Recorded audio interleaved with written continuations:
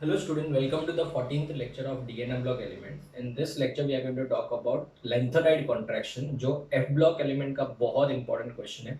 उससे basicity of लैंथोनाइड्स के ऊपर क्या फर्क आता है, इन सब के ऊपर हम लोग डिस्कशन करेंगे. ठीक है. उसके बाद में हम लोग पढ़ेंगे कि लैंथोनाइड्स जो होते हैं उनका रिएक्टिविटी कैसे होता है, वो अलग अलग रिएजेंट्स के साथ कैसे रिएक्ट करते हैं, what are the uses of lanthanides and actinides, and what are the similarity and difference between lanthanides and actinoids. So probably this is going to be the last lecture of this block element, F block element. So without wasting time, let's start with the lecture, that is lanthanide contraction, a very important topic for both entrance plus board students. Lanthanide contraction.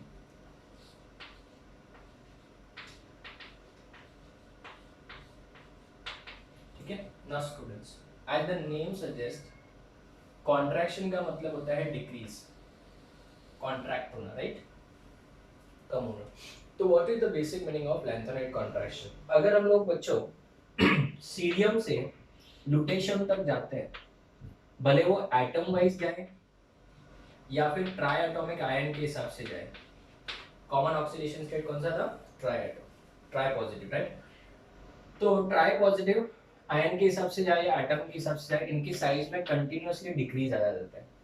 There is a decrease in the atomic as well as the ionic state of what cerium to lutetium when we move from left to right in lanthanides, and this decrease in the size is known as lanthanide contraction. So let us write the definition first.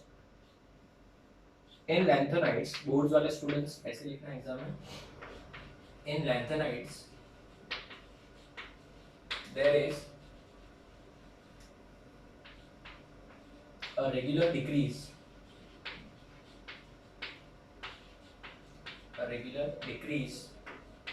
in atomic and ionic size. कौन सा वाला? Plus T वाला, ठीक है ना, common वही है. Ionic size from dash to dash cerium to lutetium. ठीक है. This decrease in atomic and the ionic size is known as lanthanide contraction.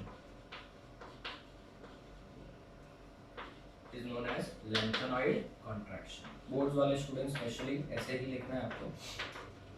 अगर हम लोग बात करें the decrease in the atomic size, ठीक है, so the decrease in atomic size is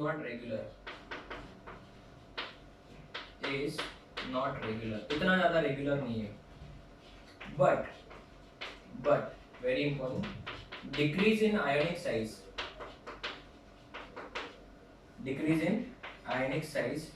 is regular.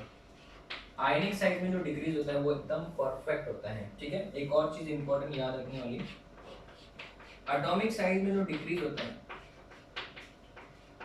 वो डिक्रीज सिर्फ 9 पिकोमीटर होता है, और जो आयनिक साइज में डिक्रीज होता है, आयनिक में भी कौन सा? +3 वाला, वो होता है बेटा 16 picometre. Very important, remember this for MCQ questions. ठीक है. तो अगर हम लोग बात करें एटॉमिक साइज के बारे में एंड आयनिक साइज के बारे में, तो डिक्रीज कितना होता है वो हमने पढ़ लिया. तो इस सेक्शन में हम लोग पढ़ेंगे कॉजेस फॉर लैंथेनाइड कॉन्ट्रैक्शन. क्या रीजन क्या है, किस कारण से ये कॉन्ट्रैक्शन हो रहा है.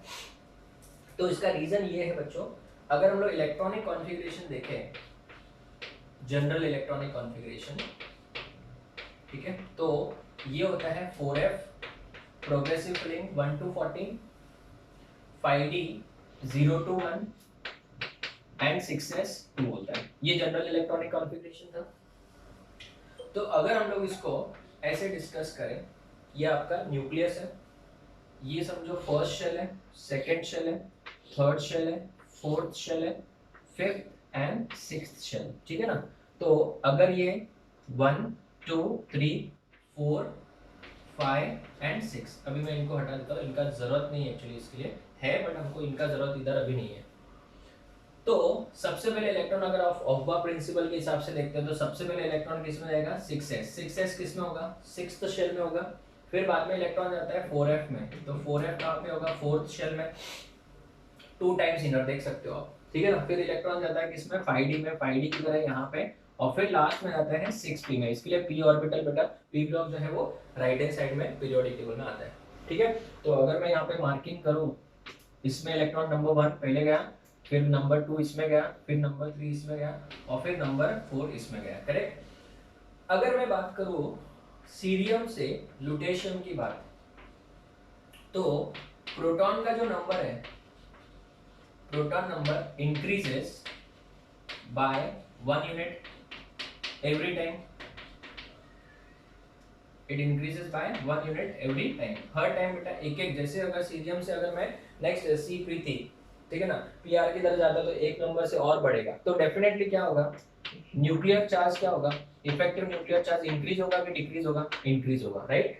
अभी प्रॉब्लम ये है कि यहाँ पे तो 2 इलेक्ट्रॉन आ गए, बट नेक्स्ट इलेक्ट्रॉन किस में जा रहा है, नेक्स्ट इलेक्ट्रॉन जा रहा है बेटा इसमें 4f में, और 4f जो है वो फिल इन होना स्टार्ट हुआ है, ठीक है ना। बट सबको पता है कि जो 4f होता है it provides a what, poor shielding effect. क्या होता है, पुअर शील्डिंग इफेक्ट प्रोवाइड करता है। क्यों ऐसा, बिकॉज इसका जो शेप होता है बेटा वो डिफ्यूज्ड शेप होता है।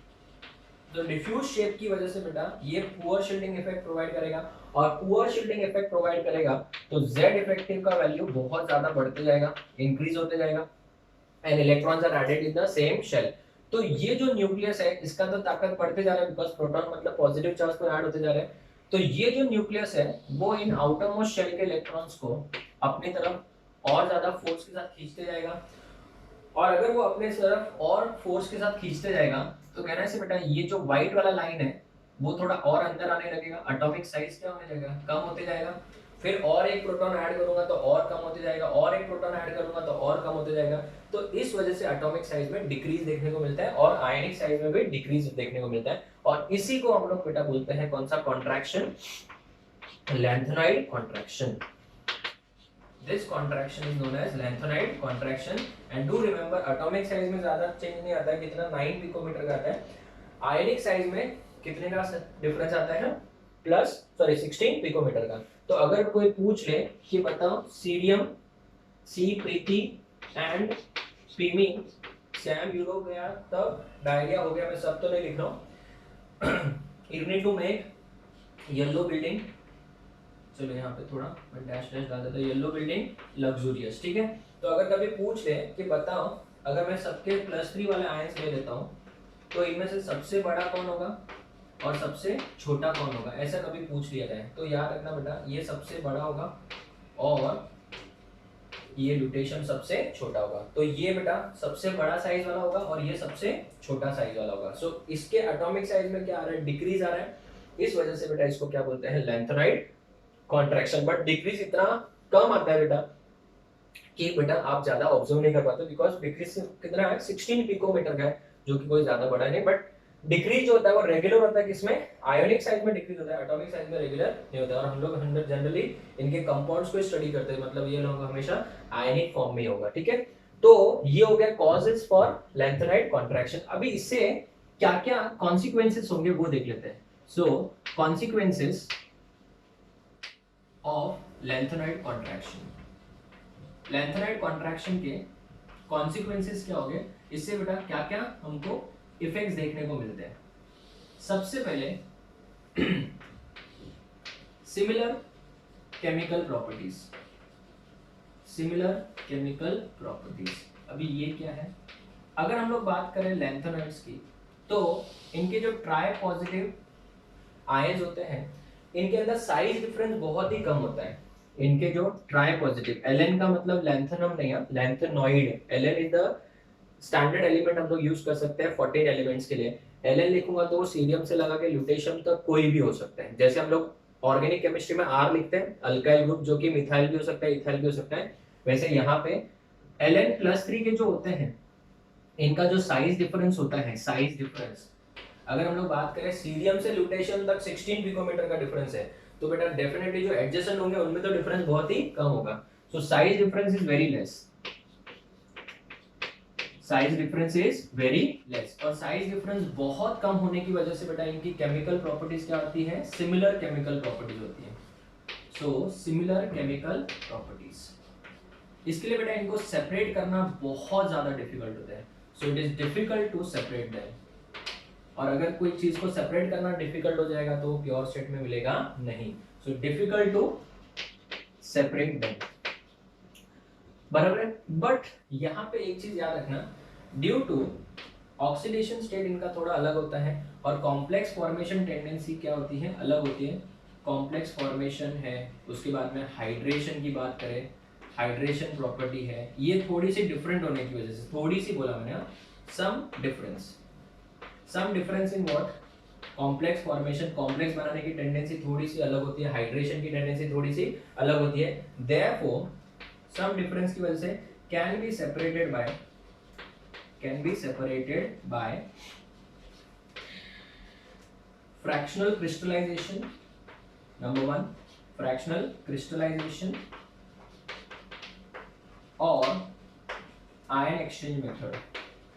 आयन एक्सचेंज मेथड भी हम लोग पढ़ चुके हैं हाइड्रोजन चैप्टर में. Ion exchange method softening of water में पढ़ा था, ये भी हम लोग कर सकते हैं. तो इस वजह से बेटा इनको सेपरेट करना थोड़ा इजी हो जाता है. बट ज्यादा डिफरेंस ना होने की वजह से ये वाले मेथड्स भी ठीक है इनको यूज कर सकते हैं, बट इतने भी वो लोग एकदम एफिशिएंट मेथड्स नहीं हो सकते. तो ये सबसे पहला कॉन्सिक्वेंस ऑफ व्हाट है? लैंथेनाइड कॉन्ट्रैक्शन है. ठीक है, इसके बाद आगे भी और दो कॉन्सिक्वेंसेस है. एक बार इसको आप फोटो ले लो, फिर हम लोग आगे बढ़ते हैं.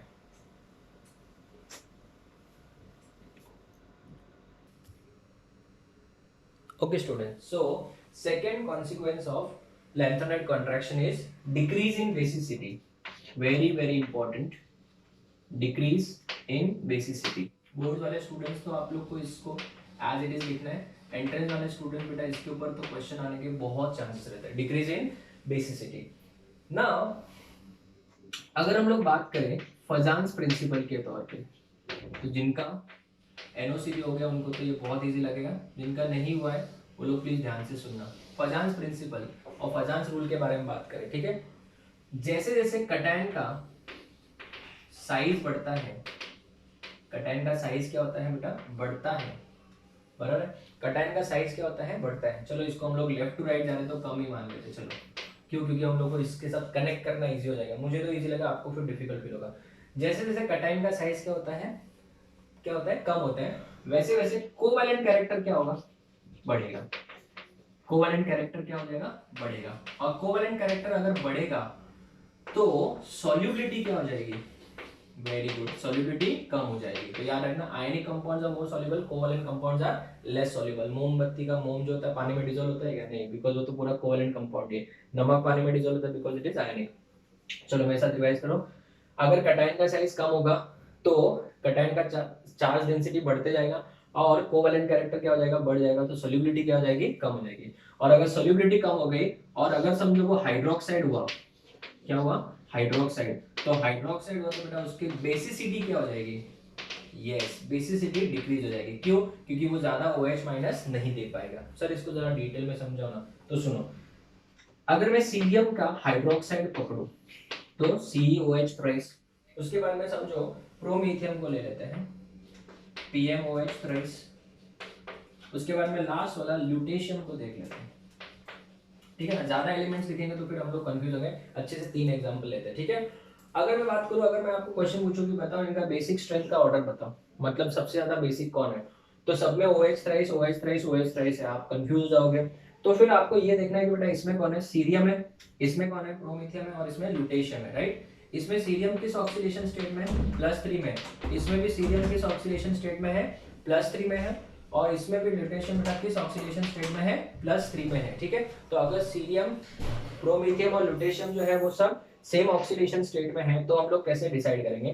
तो मैंने आपको यहाँ पे बोला था कि लेफ्ट टू राइट जो है एटॉमिक साइज क्या हो रहा है? कम हो रहा है. तो if I move from cerium to promethium lutetium, तो साइज क्या हो रहा है? आयन का कम हो रहा है. तो डेफिनेटली अगर साइज कम हो रहा है कटायन का तो कोवैलेंट कैरेक्टर क्या होगा? बढ़ेगा. तो सॉल्युबिलिटी कम हो जाएगी. सॉल्युबिलिटी कम हो जाएगी तो बेसिसिटी भी क्या हो जाएगी? कम. तो इनमें से सबसे ज्यादा बेसिक कौन है? Cerium and this. तो कहने से when we move from left to right basicity decrease हो रही है कि इंक्रीज हो रही है? डिक्रीज हो रही है। So this is the reason, this is the consequence of what? Lanthanide contraction. So this is the second point. Third point is very very important, just one second. Okay students, sorry for interruption. Third property is going to be what? Ionic radii or radii of post-lanthanides. Of post-lanthanides. Lanthanides के जो बाहर आते हैं उनकी radii में बहुत ज़्यादा difference आ जाता है। जनरली कैसे मैं आपको बताता हूँ, ये मैं ऑलरेडी आपको समझा चुका हूँ एटॉमिक साइज में। स्कैंडियम, स्कूटी, यामाहा, ला, ये हो गया। उसके बाद में टी, जरा, हाफ, वो, नवाब, था, क्रो, मा, टन, मन, तक, रे, ये हम लोग ऑलरेडी पढ़ चुके हैं। स्टूडेंट्स जनरली क्या होता है, स्कैंडियम से बड़ा वाइट्रियम, वाइट्रियम से बड़ा लैंथेनम होता है। बट यहाँ पे क्या होता है, 14 एलिमेंट्स आ गए, तो यहाँ पे इस पोर्शन में हमको कौन सा कॉन्ट्रैक्शन देखने को मिलता है? Lanthanide contraction. तो जनरली बेटा down the group atomic size क्या होता है? इंक्रीज होता है। But in case of this series और दिस ग्रुप, जर्कोनियम और हैफनियम का साइज ऑलमोस्ट सेम हो जाता है। उसके बाद में Nb is almost equal to Ta, Mo is always almost equal to tungsten and technetium is almost equal to rhenium। इनका साइज ऑलमोस्ट क्या हो जाता है? सेम हो जाता है। और इनको हम लोग कौन सा ट्विन्स बोलते हैं? याद आ रहा है कुछ? केमिकल ट्विन्स बोलते हैं। तो इनको हम लोग केमिकल ट्विन्स बोलते हैं और इनका साइज ऑलमोस्ट सेम हो जाता है because of lanthanide contraction. So this is the reason radii of what? Post lanthanide. Lanthanides के बाद जो आने वाले हैं उनके रेडाई में बहुत ज्यादा फर्क आ जाता है। So this is lanthanide contraction which is very very important for boards as well as entrance student. Entrance में तो बेटा यही आपको पूछ लेंगे कि बताओ ग्रुप नंबर थर्ड में, ये थर्ड है, सॉरी 4 है, तो 4 में ये है आपका केमिकल ट्विन, ये 5 में है, ये 6 है और ये 7 ग्रुप में है। तो इसका रीजन क्या है? Lanthanide contraction. लैंथेनाइड कॉन्ट्रैक्शन में एंट्रेंस स्टूडेंट्स याद रखना, आपको ऐसे कोई भी 3 कंपाउंड दे देंगे और बोलेंगे इनका बेसिसिटी का ऑर्डर बताओ, वो भी बहुत इंपॉर्टेंट क्वेश्चन है। तो this is your entire lanthanide contraction. एक बार इसका फोटो ले लो, फिर हम लोग आगे बढ़ेंगे reactivity of lanthanides with different compounds. ठीक है, फोटो ले लो। Okay students, so let us study the chemical properties of lanthanides, uses of lanthanides and actinides. ठीक है? Now, if I talk about chemical reactions of lanthanides, Ln का मतलब it is a representative element of lanthanide series. इसका मतलब कोई भी element हो सकता है सीरियम से लगा के लुटेशियम तक। अभी हम लोग अलग अलग रिएक्शंस पढ़ने वाले हैं। इनका जो कॉमन ऑक्सीडेशन स्टेट होता है वो क्या होता है? +3 होता है। ठीक है, मैंने पहले बता दिया था। तो अगर हेलोजन मतलब X2 के साथ रिएक्शन करेगा तो ये क्या बनाएगा? Ln X3 बनाएगा, ट्राइहाइलाइड। ठीक है, अगर ऑक्सीजन के साथ रिएक्शन करेंगे तो ये बनाएंगे Ln2O3 बना देंगे ऑक्साइड्स। नाइट्रोजन का वैलेंसी 3 है, इसका भी 3 है, तो ये Ln बना देगा नाइट्राइड। वाटर के साथ वो लोग बेटा क्या करेंगे? हाइड्रोक्साइड बना देंगे, सो LnOH थ्राइस बना देंगे। ठीक है ना, इसमें आपका हाइड्रोजन गैस भी इवॉल्व हो सकता है। उसके बाद में एसिड के साथ बेटा वो लोग क्या बनाएंगे? Salt and they gives out which gas? They evolves H2 gas. Generally metals on reaction with acid react to form what? H2 gas which produces a popping sound. ठीक है, अगर सल्फर के साथ बात करें तो क्या बनाएंगे? यहाँ पे लैंथेनाइड है, सल्फर का वैलेंसी 2 होता है, तो क्रॉस करके Ln2S कितना हो जाएगा? 3 हो जाएगा। ठीक है, कार्बन के साथ दे विल फॉर्म बेटा very strong, very good, temperature should be very high, 2773 kelvin और 2500 केल्विन के 2500 डिग्री सेल्सियस के रेंज में होना चाहिए। इसके बहुत सारे अलग अलग टाइप के कार्बाइड्स होते हैं, जैसे Ln(C2) बन सकता है, Ln2C3 बन सकता है या फिर Ln3C बन सकता है। तो ये बहुत सारे टाइप के कार्बाइड्स बनते हैं। ये सिंपल है, जनरली कभी पूछ ले तो आप एग्जाम में सॉल्व कर सकते हो। ठीक है, ये जो पार्ट मैंने लिखा है वो तो आपको याद ही रखना है। ठीक है, बहुत ही इंपॉर्टेंट यूजेस भी है, ध्यान देना जरा। ठीक है स्टूडेंट, ध्यान से सुनना। Uses of lanthanides and unseparated mixture, मतलब अगर आप लैंथेनम को अलग मेटल से सेपरेट नहीं करते हो और लैंथेनाइड्स के साथ मिक्स करते हो, लैंथेनाइड मतलब एंटालिया 4F सीरीज, ठीक है ना, उसके एलिमेंट्स के साथ मिक्स कर देते हो तो उसको हम लोग बोलते हैं मिश मेटल। वेरी वेरी इंपॉर्टेंट, इसको क्या बोलते हैं? मिश मेटल बोलते हैं। इसमें 50% तो सीरियम ही होता है। सीरियम क्या है बेटा, लैंथेनॉइड है। 40% लैंथेनम, लैंथेनम है, और भी अदर एलिमेंट्स है। 7% Fe होता है, 3% अदर एलिमेंट्स होते हैं। Is added to steel, steel के अंदर उसको ऐड करते हैं ताकि उसका स्ट्रेंथ बढ़ जाता है और उसका वर्केबिलिटी बढ़ जाता है, टू इंक्रीज और to improve its strength and workability, ठीक है ना। ये बेटा एक पायरोफोरिक मेटल भी है, और पायरोफोरिक एलिमेंट मतलब ये मिक्सचर है, मतलब जो गैस लाइटर्स में आप इसको यूज कर सकते हो। It is also used in gas lighters, ठीक है ना। गैस लाइटर जो होते हैं उसमें भी ये यूज होता है। Very important, CuO2 is used to polish glass, ठीक है ना। सीरियम का जो ऑक्साइड होता है it is used to polish glass, और इवन सीरियम के साथ साथ Na2O3 है, NdO3 है, this is not Na, this is NdO3 है, Pr2O3 है, Nd2O3, Pr2O3, they are used as decolorizing agent for glass. Glass में से बेटा जो ऊपर कलर होता है उसको निकालने के लिए भी हम लोग डीकलराइजिंग एजेंट के तौर पे भी यूज कर सकते हैं। और पॉलिशिंग ऑफ ग्लास में बेटा CeO2 यूज होता है, वेरी वेरी इंपॉर्टेंट, याद रखना। So which are the following compound is used in polishing of glass, हो गया खत्म। तो अगर आपको याद है तो आप टिक कर पाओगे, नहीं तो बेटा डेफिनेटली तो मार्क जाएगा, बिकॉज ये सब चीजें बिना याद करके तो नहीं हो पाएगी, ठीक है। सो दीज आर मतलब जैसा है मेमोरी बेस्ड क्वेश्चन हो जाएंगे। Cerium molybdate and cerium tungstate जो होता है, they are used in paints and dyes. Cerium sulfide, very important, याद रखना। Cerium sulfide is used for making crucibles आपने देखा होगा लैब में, जिसके अंदर हम लोग किसी भी मटेरियल को डाल के हीट करते हैं, because they can withstand high temperature. ये जो सीरियम सल्फाइड है, they can withstand a temperature of 1950 degree Celsius, 1950, इतना टेम्परेचर वो विथस्टैंड कर सकता है, बिकॉज उसका खुद का जो मेल्टिंग पॉइंट है वो है 2000 degree Celsius. Remember this. So these are the uses of for lanthanides. If you talk about uses of actinides, मैंने आपको पहले बोला था दो ही एलिमेंट नेचर में ऑकर करते हैं, बाकी जो एलिमेंट है वो सब क्या है, जो है वो मैनमेड है। इस वजह से बेटा हम लोग यूजेस भी सिर्फ दो के ही पढ़ रहे हैं। थोरियम जो है, it is used as a fuel rods in nuclear reactor. Nuclear reactor में बेटा they are used as fuel rod, and it is also used in the treatment of cancer. Cancer के ट्रीटमेंट में भी thorium use होता है। उसके अलावा uranium तो आप सबको पता ही है, it is used in nuclear fuel, ठीक है ना। न्यूक्लियर रिएक्शन में यूज होता है uranium. It is also used in medicine में भी ये यूज होता है। उसके अलावा इसके जो सॉल्ट्स होते हैं, they are used to impart green colour in glass. Salts of uranium are used to impart green color in the glass. So students, these are the uses of actinides and the uses of lanthanides. अभी हम लोग इसी को आगे continue कर रहे हैं और हम लोग पढ़ेंगे similarity and difference between lanthanides and actinides, ठीक है। तो आप लोग इसका एक बार फोटो ले लो।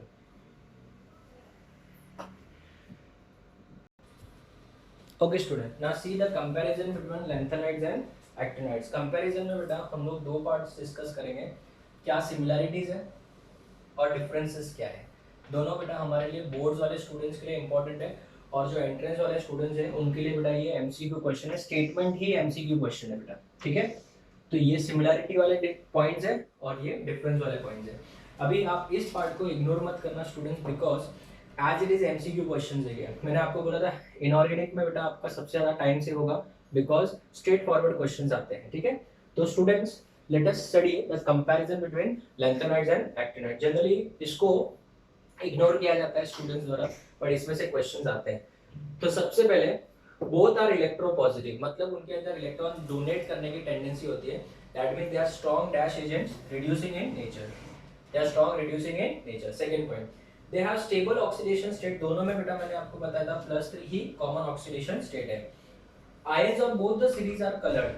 FF ट्रांजिशन पता है, हमने पहले पढ़ा था, ये FF ट्रांजिशन है। एक्चुअली स्टूडेंट्स मैं ये समझा रहा हूँ, डायरेक्ट आपको बता रहा हूँ, क्योंकि ये ऑलरेडी हम लोग पढ़ चुके हैं, तो हम लोग डायरेक्ट इसको रीड कर सकते हैं।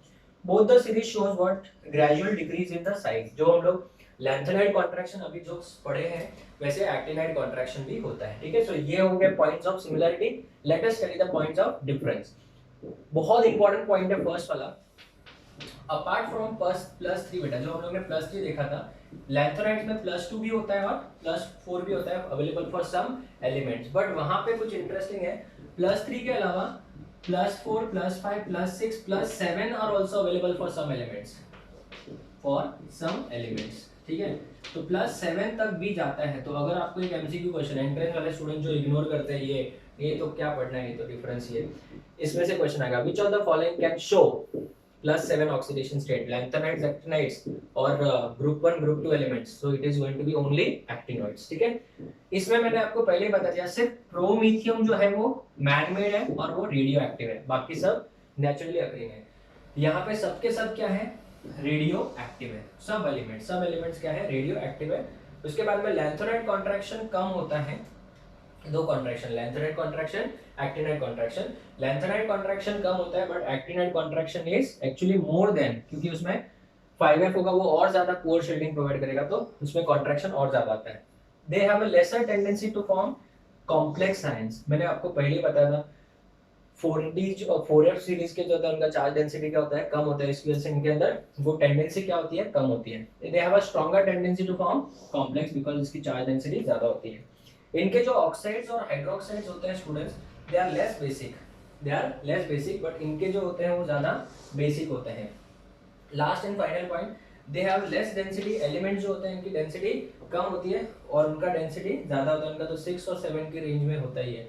तो याद रखना बेटा, these are the points of difference, don't ignore these because these are straight away MCQ questions. So this is your entire DNF block elements. I hope आप लोगों को समझ में आया होगा। आप लोग में से बहुत सारे लोग ये सोच रहे हैं सर ने बहुत लेक्चर्स लिए हैं, बट स्टूडेंट्स एक बात याद रखना, कोई पॉइंट हमने स्किप नहीं किया, हर एक चीज हमने कवर कर ली है। हाँ, हमने भले 14 लेक्चर्स ले लिए, बट आपको इतना तो कंफर्म हो गया कि हर एक चीज हमने अच्छे से पढ़ी है, हर एक चीज को हमने सफिशिएंट टाइम देके चीजों को कंसेप्ट वाइज अच्छे से समझा है। सो डेफिनेटली आपको ये लेक्चर और ये चैप्टर अभी अच्छा लगता होगा। नोट्स अगर अच्छे से मेंटेन करेंगे तो आपको रिवीजन में बहुत ही अच्छा हो जाएगा और सॉल्व करने में अच्छा लगेगा, ठीक है। So this is the best of DNA block elements from my side. इसके अंदर अगर आप एडवांस की बात करते हो तो एक दो क्वेश्चन जैसे लूनार कॉस्टिक के ऊपर है, जैसे FeSO4 है, ब्लू विट्रियोल है, वो है ब्लू विट्रियोल मतलब CuSO4.5H2, ग्रीन विट्रियोल है, उनके ऊपर हीटिंग इफेक्ट क्या होता है, 312 कॉम्प्लेक्स क्या होता है, वो टाइप के थोड़े से क्वेश्चन एक्स्ट्रा आते हैं। तो depending upon the future lectures मैं उसके अगर ऊपर जरूरत पड़ी तो एक लेक्चर वीडियो बना दूंगा, बट वो नीट वाले और जेई वाले स्टूडेंट्स, मेंस वाले स्टूडेंट नहीं पढ़ेंगे, सिर्फ और सिर्फ एडवांस वाले स्टूडेंट्स के लिए होगा कि लूनार कॉस्टिक उसका जो प्रॉपर्टीज होता है बहुत सारा जो हम लोग पढ़ेंगे, ब्लू विट्रियोल का हीटिंग इफेक्ट है, ग्रीन विट्रियोल का बहुत इंपॉर्टेंट हीटिंग इफेक्ट के प्रोडक्ट्स पूछे जाते हैं, SO2 SO3 गैस बनता है, Fe2O3 बनता है, वो सब अगर नीट रहेगा तो मैं एक लेक्चर एक और वीडियो बना दूंगा। But this is your entire DNA block elements, very very important, हमने हर एक चीज कवर कर ली है। जो मैं बोल रहा था वो इतना इंपॉर्टेंट नहीं है, वो हम लोग बाद में भी कर सकते हैं, but this is entrance point of view your entire DNA block elements. So students, we will meet in the next lecture with some new chapter. Thank you.